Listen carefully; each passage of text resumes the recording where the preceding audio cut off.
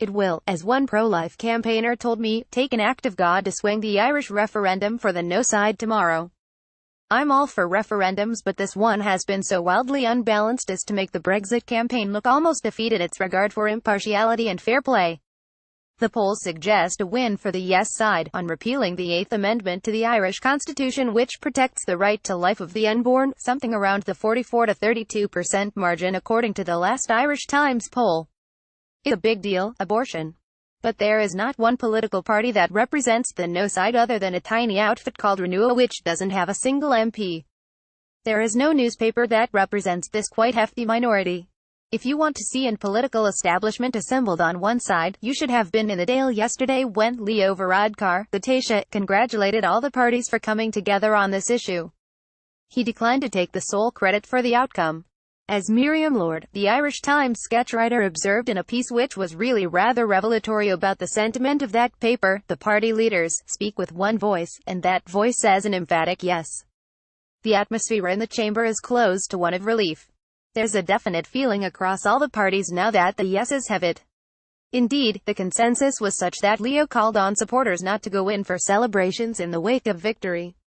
Abortion, you see, isn't quite the celebratory, feel-good issue that gay marriage is. The fetus is a not very impressive opponent. But it would be strange if they didn't celebrate, plus the state broadcaster, root, plus, obviously the Irish Times et al. Barring a miracle, and I am all for those, they swung it in a consensus that would be embarrassing anywhere else. But let's thinking about the substance of the thing. This issue isn't about Ireland catching up with the 21st century, as one young woman put it on the Today program today.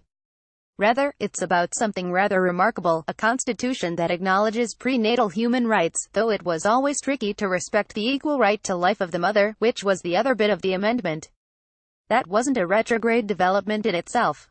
Quite the contrary, the pro-choicers have made much of saying, usually spitting out the words, that their human rights have been put on a par with that of a fetus. Rather, the fetus's human rights were put on a par with theirs.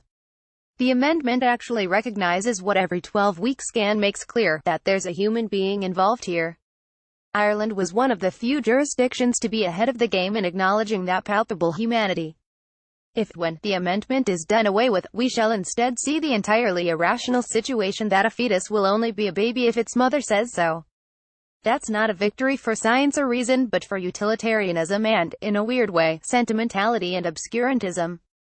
In reality, this principle wasn't absolute. The fetus could be aborted if the mother's life was in danger, and this was restated in recent legislation, but it was plain, as Eamon McGuinness, a former chair of the Institute for Obstetricians and Gynecologists, said, that, if a doctor feels that a pregnancy poses a real threat to a woman's life, even if that threat is not immediate, they could abort. But at least the principle was there that the fetus is not merely the equivalent of its mother's appendix. I have with me a leaflet from the Yes side which is all about the trauma that some Irish women had to undergo because they had to go to England, take a bow, to have pregnancies terminated in which the baby would probably not have survived birth. That included a statement from the present head of the Institute for Obstetricians and Gynecologists, John Boylan. These tragic and fortunately rare cases have, extraordinarily, dominated the entire debate, along with the even more tragic and vanishingly rare cases of underage rape victims. But if these were the problem, then it would, as the constitutional expert and pro-lifer, William Binchy, brother of Maeve, made clear, have been quite possible to amend the Constitution to allow for abortion in cases where the child would not be born alive. Or, I suppose, for cases involving minors. Right now an unknown number of Irish women with unwanted pregnancies take abortifacients procured online. The Health Minister, Simon Harris, estimates 3 a day.